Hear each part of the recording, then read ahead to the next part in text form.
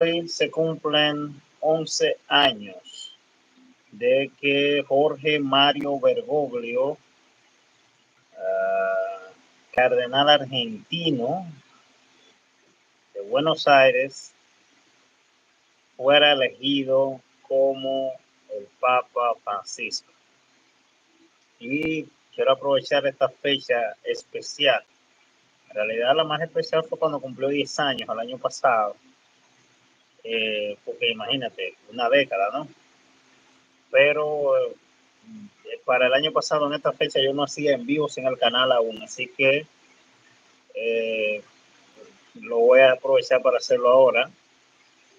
Jorge Mario Bergoglio, que es como se llama, es mi tocayo. A veces, incluso cuando lo nombraron papa, decía yo, bueno, pues mira, ahora voy a ser tocayo del papa. Una fecha como hoy fue pues electo o elegido por el colegio cardenalicio como papa. Eligió un nombre que no lo había elegido nadie antes, por eso no se llama Francisco VII, ni Quinto, ni Francisco VIII, sino Francisco, porque fue el primero que utilizó ese nombre. Generó un cambio dentro de lo que es la orden de los jesuitas, porque supuestamente los jesuitas no están supuestos a optar por el papado, no pueden ser papas, los de la orden de San Francisco de Asís. Y bueno, desde que empezó, dio unas señales muy claras de que venía con una orientación diferente dentro de la iglesia. Y eso generó incluso el apoyo de mucha gente que, como yo, había sido católico, ferviente, militante en el pasado, durante su niñez, no tal vez por convicción, sino por imposición. La mayoría de las creencias religiosas que existen hoy en día no son necesariamente por convicción, sino por imposición.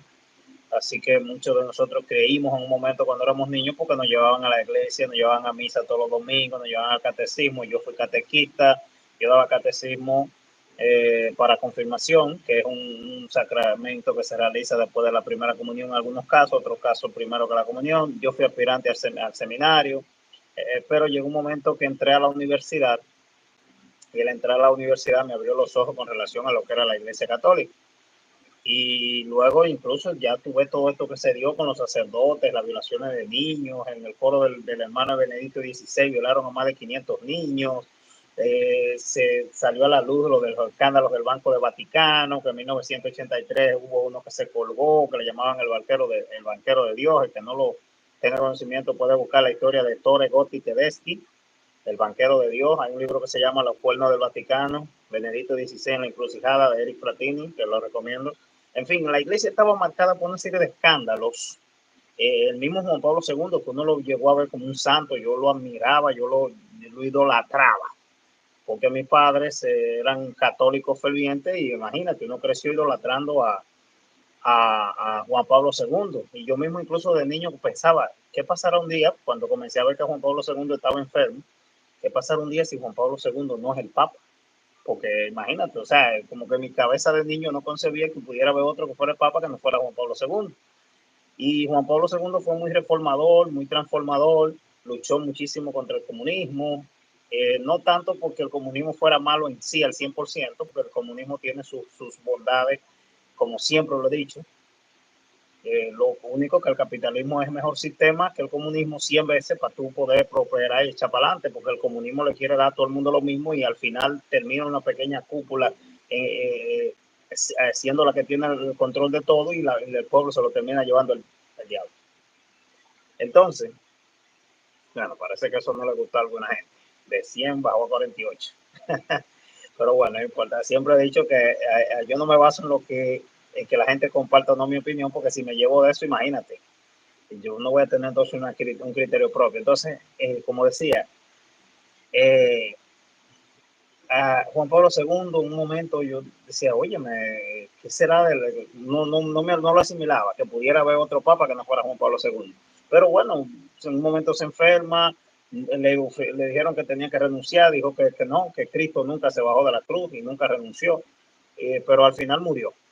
Murió el 2 de abril de 2005. Y entonces ahí venían que quién iba a ser sucesor.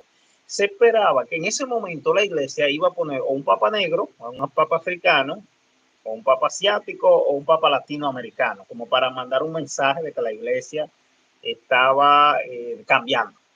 Y bueno, un nuevo milenio, un nuevo siglo, la iglesia estaba fuerte, muy fuerte en América Latina, pero por ejemplo en Europa estaba muy débil, las iglesias quedándose vacías, la gente ya no tenía la misma fe de antes, entonces se entendía que no había razón para un papa europeo cuando muere Juan Pablo II, porque para colmo Juan Pablo II era europeo. Pío Pablo VI, que estuvo primero, era europeo. Juan Pablo I, que lo envenenaron, y eso ya ustedes unos querrán creer que fue que le dio un infarto y que se murió, pero él dijo el 28 de septiembre en la noche, cenando en el Vaticano, la corrupción que hay en el Banco del Vaticano a partir de mañana se acaba. Yo no voy a permitir que siga haciéndose toda la diablura que se están haciendo en el Banco Vaticano, y el otro día supuestamente le dio un infarto. Después hubo unas investigaciones que se hicieron unos años después de su muerte, que sumaron el cadáver y lo sacaron, parece, y le encontraron que tenía la boca negra. Lo pueden buscar por ahí. El Vaticano tiene muchísimas, si ustedes ponen a buscar, encuentran muchísimas cosas extrañas con relación al Vaticano. Hay gente que no le gusta eso, hay gente que es católica rajatabla o creyente rajatabla, y cuando tú hablas de estos temas, imagínate, piensan que tú eres el anticristo. Entonces, mi gente, pero yo he leído, eso me pasa. Al haber leído, yo he leído más de 100 libros. Entonces, cuando tú te has leído más de 100 libros, tú no puedes pensar igual que el que nunca se ha leído un libro. Yo tengo ese problema. He chocado con mucha gente por eso. Porque hay gente que se aferra a unas creencias, a unas ideas. Hay gente que, por ejemplo, te dice que la Biblia no se contradice. Tiene varias contradicciones. Ahora, yo no me voy a poner a discutirlo contigo, porque si tú eres creyente enfermo, tú eres testigo de Jehová, o tú eres mormón, o tú eres adventista, como un hermano que tengo adventista, o tú eres católico, o tú eres evangélico, o sea, yo no puedo entrar en una discusión contigo, porque tú no vas a entender, yo no te voy a lograr convencer. ¿Cómo tú no me vas a convencer a mí? Porque después que yo he leído más de 100 libros, yo no puedo seguir creyendo en que el nombre de los dos primeros que habían eran Adán y Eva. Yo no puedo creer en eso, yo no puedo creer en una serie de cosas, yo no puedo creer en obra y gracia del Espíritu Santo, no puedo. Pero yo, como dije anteriormente, era aspirante al seminario, daba catecismo, era catequista y todo eso. Entonces, imagínate, uno viene con una formación católica por imposición, no por convicción, y ya luego que crece, ya tú creas y generas tus propias ideas y qué sé yo, ya probablemente no eres católico, pero como el Papa es un líder mundial, de trascendencia mundial, al final tú seas o no que seas católico, imagínate, impacta lo que el Papa hace, lo que el Papa dice. Ahora mismo, por ejemplo, está el Papa en una polémica, porque dijo a Ucrania, le mandó un mensaje al gobierno ucraniano donde le decía, es hora de sacar los pañuelos blancos, algo así le dijo, y pues los pañuelos blancos nada más se sacan para rendirse. O sea, el Papa le estaba exhortando a Ucrania que para que la guerra terminara, que a Ucrania que se rindiera. Al final, el Papa dice, no, o tuvo el Vaticano que aclarar porque generó una situación incómoda. Los ucranianos dijeron que eso era un atrevimiento de parte del Papa, y bueno, pero el punto es que el Papa es una figura de trascendencia mundial. Lo que el Papa dice, lo que el Papa hace, porque el Papa es un jefe de Estado. El Papa es el jefe del Estado, el Estado más pequeño del mundo, que lo que tiene son 44 hectáreas, que es el Vaticano. Y el Papa, según lo que dicen los vaticanistas, es el vicario de Cristo. Entonces, si él es vicario de Cristo, es lo que es un reemplazo de lo que era antiguamente el emperador romano, porque quien se llamaba vicario de Cristo en el pasado era el emperador de Roma. Entonces, por eso tú ves Benedicto XVI, Benedicto XV, Pío XII, Gregorio VII, Clemente V, o sea, porque ellos al final lo que ellos representan y han representado a través del tiempo es eso. Pero son cosas que no todo el mundo las entiende y las asimila. Los que no ya se han suscrito al canal, si por favor se pueden suscribir, se lo podemos agradecer. Tú tienes papas, incluso yo una vez estaba tratando de escribir con relación a los papas malos o los papas dañinos, y óyeme, tú te escandalizas cuando ves lo de la historia de los Borgia. El que ha visto la serie de los Borgia sabe. Lucrecia Borgia era hija del Papa Alejandro VI y en el mismo Vaticano tenía relaciones sexuales con el papá y con el hermano. Pero imagínate, eso tú no solo puedes ser un católico enfermo de la mente, perdón, no enfermo de la mente, un católico ultraconservador, porque imagínate, no lo asimila, no lo comprende. Hay que leer un poquito. Y después hubo otro papa que era de los Medici, que creo que era León X, León XIII, un león de eso, que también era, oye, me iba a hacer negocio el Vaticano y vendía las indulgencias, vendía, o sea, para perdonarte los pecados, para que tú te vayas al cielo. La misma Basílica de San Pedro, el que no sabe la historia, la Basílica de San Pedro lo hicieron fue cobrándole dinero a la gente por perdonarle los pecados. O sea, la iglesia, imagínate, entonces, como te digo, con todos los abusos de los sacerdotes y la cosa, yo agradezco a la vida y a Dios si existe que yo no me metí a ser sacerdote, porque de niño yo duré un tiempo, como un año y pico, 2 años, cayéndole atrás eso, que quería ser sacerdote, pero no sentía la vocación ni el llamado. Ellos me decían que Dios te está llamando, que esto, incluso en encuentro de jóvenes para ser sacerdote me sentían que me parara. Yo sé que no siento el llamado, yo no siento la vocación. Y fue quizá lo mejor, porque después que yo oí toda esa historia de niños que los violaron, los sacerdotes y la cosa, y ay, yo cuando viene a ver hubiera caído en eso. Entonces, Francisco, aunque tú no seas católico, tú tienes que reconocer que el tipo es un hombre que da la cara por los pobres, da la cara y lucha porque la iglesia sea que tenga a los pobres como el eje central. Y en este caso me refiero a pobres de espíritu, porque a veces, y una de las cosas que mi mamá nos enseñó con relación a eso es que hay gente que es pobre de dinero, pero rica de orgullo y de espíritu y de ambición. O sea, cuando se habla de pobre, tiene que ser pobre de espíritu, porque a veces no es el no tener dinero. Hay gente que no tiene y aparenta y priva y es más ambiciosa y más orgullosa que el que tiene. Y no le hacen un favor a nadie. Hay gente con dinero que usan ese dinero para ser solidario con los demás.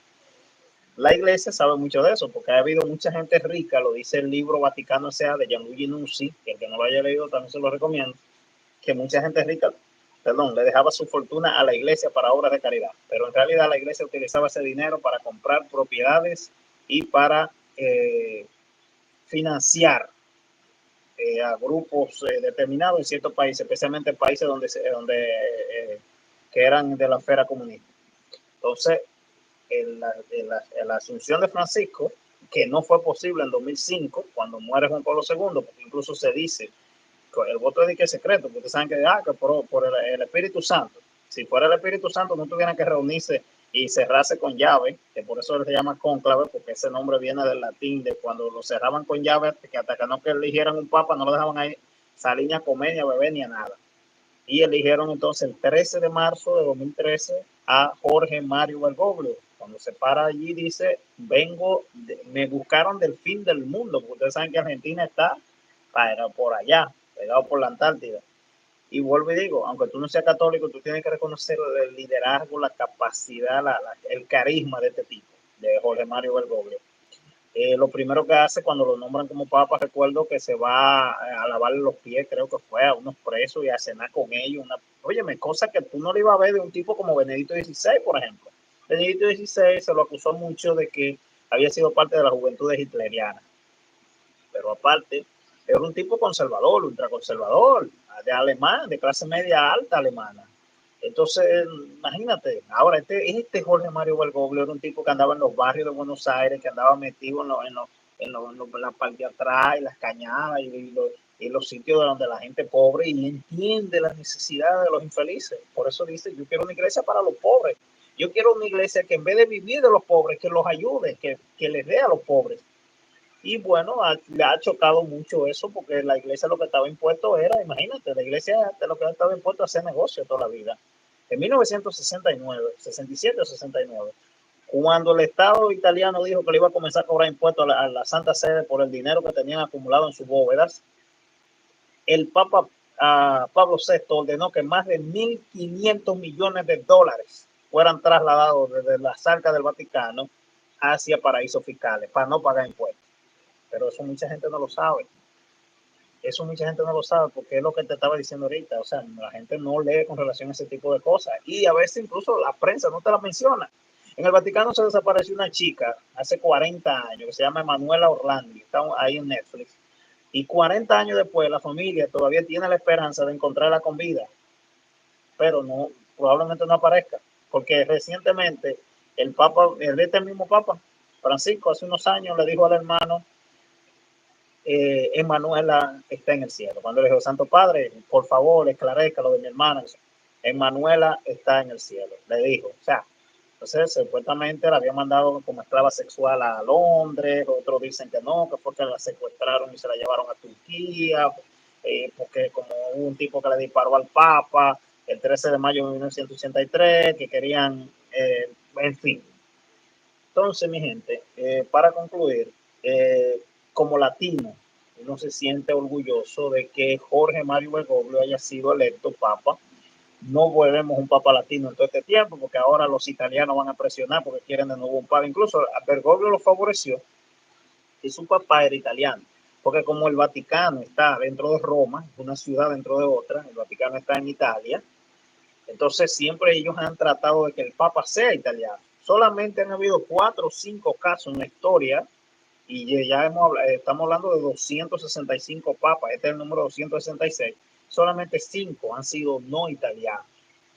Lo del ministerio del Papa, como ustedes saben, según ellos, según lo que vende la iglesia, pues eso se debe a que Jesús le dijo a Pedro, tú eres piedra, tú eres Pedro y sobre ti edificaré mi iglesia. Y supuestamente en donde está el Vaticano, ahí fue que a Pedro lo enterraron. Pero según lo que cuentan los expertos en la materia, no hay forma de que Pedro lo enterraran ni cerca de ahí, porque si Pedro era de Galilea, Galilea está en el Medio Oriente, y no es verdad que del Medio Oriente lo iban a ir a enterrar a Italia. O sea, no hay forma posible de que a Pedro lo cogieran desde allá, desde Israel, de Tierra Santa, de que ahí lo enterraran en la colina vaticana, que es donde está el Vaticano. Pero nada, todo lo que tiene que ver con el Vaticano intriga, siempre llama mucho la atención, muchos escándalos, mucha corrupción. Hay un grupo incluso que supuestamente no respeta a Bergoglio, no lo respetaba hasta que no murió Benedicto XVI, porque como Benedicto XVI no murió, que era la tradición, o sea, moría un papa, quedaba la sede vacante, ponían un camarlengo, en lo que se organizaba el cónclave y elegían un nuevo papa. Pero en este caso, ustedes saben que fue que todo el mundo quedó en shock cuando Benedicto XVI está diciendo que él renuncia, porque no tiene fuerza para luchar contra la corrupción tan fuerte que había adentro del Vaticano. Y entonces, al Benedicto XVI renunciar, que mucha gente, incluso de los que estaban presentes en el lugar donde él estaba anunciando su renuncia, no entendieron si él estaba renunciando o no, porque no lo hizo en italiano, lo hizo en latín, y no todo el mundo domina el latín. Y entonces algunos no sabían si era que Benedicto estaba renunciando o era que estaba anunciando que venían reformas para la iglesia. Al final, bueno, después se aclaró que fue que renunció, porque hubo unos papeles que se filtraron que le llamaron los Batilix, donde Paolo Gabriel, que era el mayordomo del Papa, y esto no, yo no te lo estoy diciendo porque yo no estoy leyendo, no hay una pantalla frente a mí. Esto que sí ya lo he leído con anterioridad, porque tampoco es que lo dominaba en ese momento, pero ya sí domino esos puntos. Entonces, Paolo Gabriel saca a la luz toda la podredumbre que había en la Santa Sede. Yo una vez le puse la Santa Sede de la corrupción. Me perdonan los que son católicos y se ofenden. Y sacó a la luz todo eso, y cuando sale a la luz todo eso, de todo lo que se había hecho con el dinero, cómo se gastaba el dinero y se desperdiciaba el dinero en el Vaticano, los dineros de las ofrendas y de la limosna que la iglesia vive siempre pidiéndole a la gente para hacer un séptico en una iglesia, hay que pedir ayuda y pedir donación, y los gobiernos que le den exoneraciones, y sin embargo el Vaticano derrochaba el dinero y usaba el Banco del Vaticano incluso para lavar dinero de las mafias o de la mafia. Entonces, todo ese escándalo hace que Benedicto XVI no pueda aguantar eso y renunció. Al final duró como 10 años vivo después de eso. Entonces había gente que no reconocía a Bergoglio como el Papa. Decían que el auténtico Papa era Benedicto, porque Benedicto estaba todavía vivo. Pero la renuncia de Benedicto introdujo entonces un cambio en ese asunto, que ya el Papa no tiene que morirse, que nunca fue así, pero simplemente fue una tradición. Hay tradiciones que se imponen en el tiempo, como la religión. La religión ha sido una tradición que se ha impuesto en el tiempo y mira la muerte. Gente que, óyeme, por una creencia, una fe, hacen lo que hacen los musulmanes, que se ponen una mochila en la espalda y explotan a todo el mundazo. Simplemente porque Alá y Mahoma lo van a premiar de que allá arriba. Pero bueno, allá ellos con su creencia. Incluso en el catolicismo también hay gente así, fanática, que se arrodillan ante las estatuas de yeso y prenden velones y caminan de rodillas y una cosa. Y bueno, hay que respetarle su creencia, porque imagínate, si algo debemos ser es tolerante. La Constitución garantiza el respeto a la libertad religiosa. Entonces, una de las cosas malas que tenía el comunismo era eso, reprimía mucho al que era creyente y hay que dejar que quiera creer, porque algo que yo he valorado del catolicismo es que en los países donde hay catolicismo, por lo menos hay un poquito más de, o donde hay religión, hay un poquito más de libertad de expresión, porque mire el caso de China. En China no hay catolicismo casi, en Rusia tampoco, por lo menos así abierto, porque hay un catolicismo ortodoxo en Rusia. Y oye, hay una represión de la gente no puede hablar, imagínate, el mismo caso cubano, pero bueno. Entonces, el catolicismo tiene algunas, qué sé yo, hay padres sacerdotes también que están comprometidos con la obra social de la iglesia. No todos son malos, no todos son diabólicos. Y entonces, bueno, Jorge Mario Bergoglio ha venido a darle un cambio a la iglesia a través de su misión como papa, su ministerio petrino, renunciando a ciertos privilegios y beneficios que tenían los papas anteriores. Ya por lo menos no se usa eso, que a los papas había que llevarlos.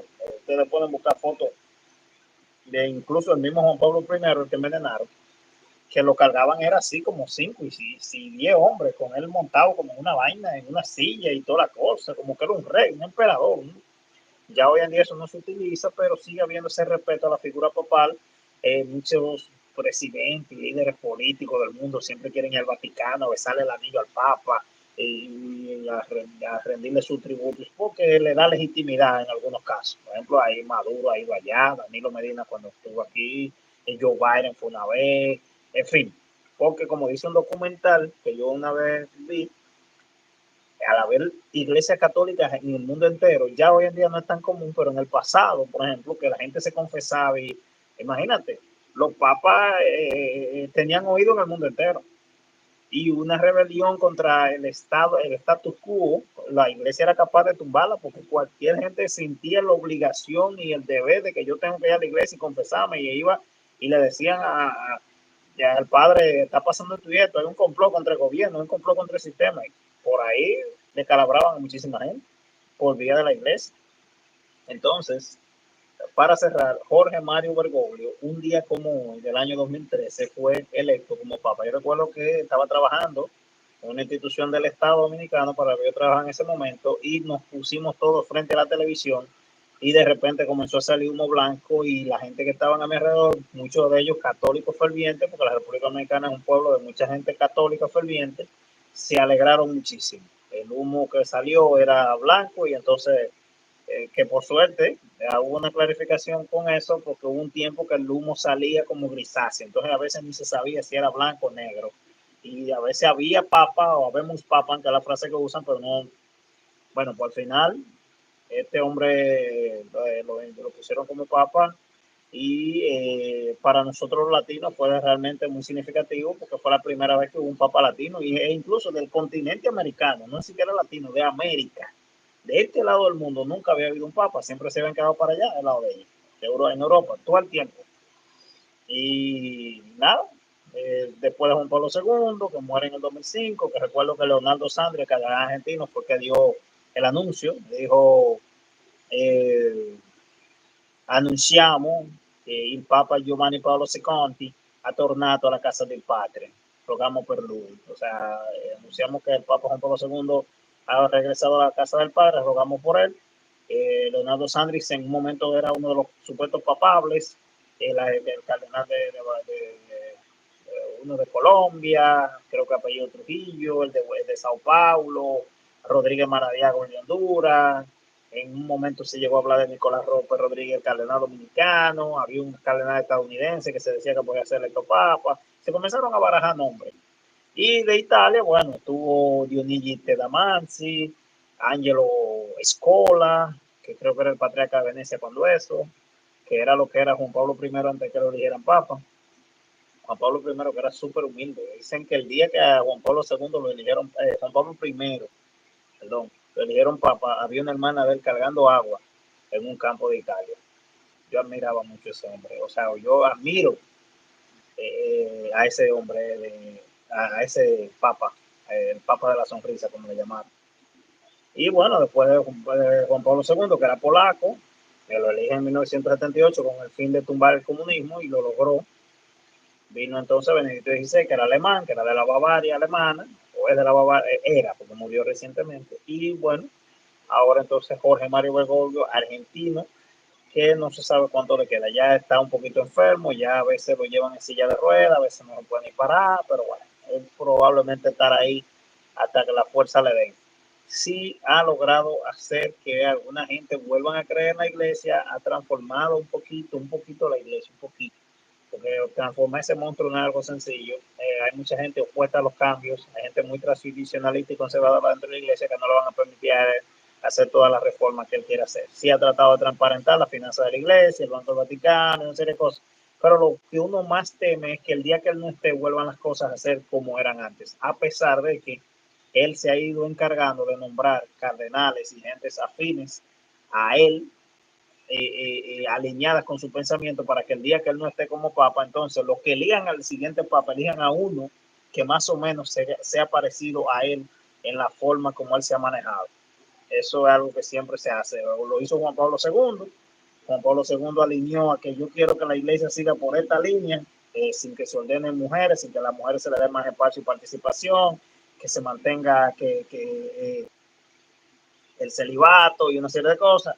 Pues yo voy a elegir a Benedicto XVI, o al que luego sería Benedicto XVI, que en realidad se llamaba Joseph Ratzinger, que era el prefecto para la congregación de la doctrina de la fe, el que fue encargado en la década de los 80 de atacar a los teólogos de la liberación sudamericanos que proponían una iglesia más abierta hacia los pobres y hacia una serie de compromisos sociales que la iglesia nunca ha querido asumir, y que Jorge Mario Bergoglio, ahora en su calidad de Papa Francisco, en ese compromiso que él quiere de la iglesia con los pobres, sí ha estado tratando de asumir. Mi gente, lo voy a dejar hasta aquí. Estoy tratando de ver si puedo llegar a los 5,000, pero antes de llegar a 5,000 hay que llegar a 4,500, así que ayúdenme a llegar a los 4,500. Por favor, suscríbanse al canal, denle me gusta si les ha gustado, para que YouTube nos posicione mejor. Y nada, bueno, así es, a modo repaso, los premios Casandra se celebraron allá en la República Dominicana y de verdad que fue un espectáculo impresionante. Cada día crecemos más los dominicanos con ese evento, que nos llena de orgullo a nivel internacional. Tuvieron por aquí los Juan Luis Guerra, se le dio un Casandra internacional a Camila. Fue una cosa tremenda lo que se vivió ahí. Estuvo Tony de Andrade, el señor Alofo, que se llevó el soberano del público, y el gran Casandra o el gran soberano se lo llevó Ángela Carrasco, que fue una artista dominicana que trascendió fronteras, porque logró despuntar en España con canciones como aquella que dice Lo quiero morir, y es un cuchillo que me corta la vena, y por ahí se María se fue. Entonces, gracias mi gente por el apoyo que siempre nos dan, y ya pues cerrando, recapitulando, un día como hoy del año 2013 se inició el papado de Jorge Mario Bergoglio, en este caso su santidad el Papa Francisco. El que venga probablemente va a elegir Francisco II, para que, si es que es alguien que está alineado con su forma de pensar, de cómo, y es una visión socialista de la iglesia, y el que, y si no, pues elegirá otro nombre si es que quiere distanciarse de él. Habrá que ver qué va a pasar ahí. Este hombre ha sido muy reformista, porque incluso ha dicho que las parejas recasadas o los amancebados tienen derecho a la comunión dentro de la iglesia, que si Cristo no juzga a los gays, quién es él o quién es la iglesia para juzgar a los gays, que a los gays hay que darle oportunidad dentro de la iglesia. Son cosas que a los ultraconservadores de la iglesia no le ha caído nada bien. O sea, hay muchos que están locos posiblemente porque Francisco petaque y se muera, para ya salir de eso, porque quieren una iglesia como la que han tenido siempre, una iglesia conservadora, ultraconservadora. Incluso hubo uno que en una ocasión dijo que no sabía por qué la Virgen María no le hacía un favor y llevaba a Bergoglio con el Papa Juan Pablo II. El Papa, pues, como saben, el Papa Juan Pablo II ya se había muerto. Creo que fue así que dijo, queriendo decir que incluso no sé si fue como que si no, y no le pasa un accidente al Papa y se va para el cielo, algo así. El punto es que eso generó una polémica. Era un sacerdote español o unos sacerdotes españoles en una conversación que el micrófono creo que se le quedó abierto, porque como les digo, no todo el mundo está de acuerdo en la iglesia con las reformas y las transformaciones que está llevando a cabo Jorge Mario Bergoglio. Hay gente que no quiere eso en la iglesia, que quiere que la iglesia siga siendo lo que había sido siempre antes, porque incluso hay gente que hace negocios dentro de la iglesia, y contra eso ha estado luchando Jorge Mario Bergoglio, el Papa Latino, el primer Papa latinoamericano que nos llena de orgullo que sea de nuestra zona geográfica. Él es uno de los accionistas y creo que quizás dueño del equipo San Lorenzo de Almagro de Argentina. Él se instaló como papa en el 2013 y al año siguiente, no sé qué casualidad de la vida, San Lorenzo de Almagro ganó la Copa Libertadores, que es la copa más importante de fútbol, de clubes de fútbol de América Latina. Donde no tuvo suerte en un momento fue en el 2014, que hubo una final Alemania-Argentina en el Mundial de Brasil 2014 y Alemania le ganó a Argentina. Pero, por ejemplo, ahora el último campeón del mundo fue Argentina, o sea que él tuvo el privilegio de que mientras estuvo su papado, durante su papado, Argentina se coronó campeón del mundial, con Messi, que ya ustedes saben que estaba de despedida y hizo todo lo que había que hacer para lograr que Argentina batiera a, eh, en la final a Francia y todos los otros obstáculos que se habían encontrado por el camino después de haber empezado perdiendo, me parece que ante Arabia Saudita. Después de ahí enderezaron y no hubo para nadie. Mi gente, gracias por siempre acompañarnos, gracias por estar aquí, que haya habido, se hayan conectado tanta gente, ya siendo las 11 de la noche, que está la gente yéndose para la cama, para mí es realmente un placer, un honor y un privilegio. Lo quiero mucho, pórtense bien y pasen un feliz día. Bye bye. Nos vemos en el siguiente video.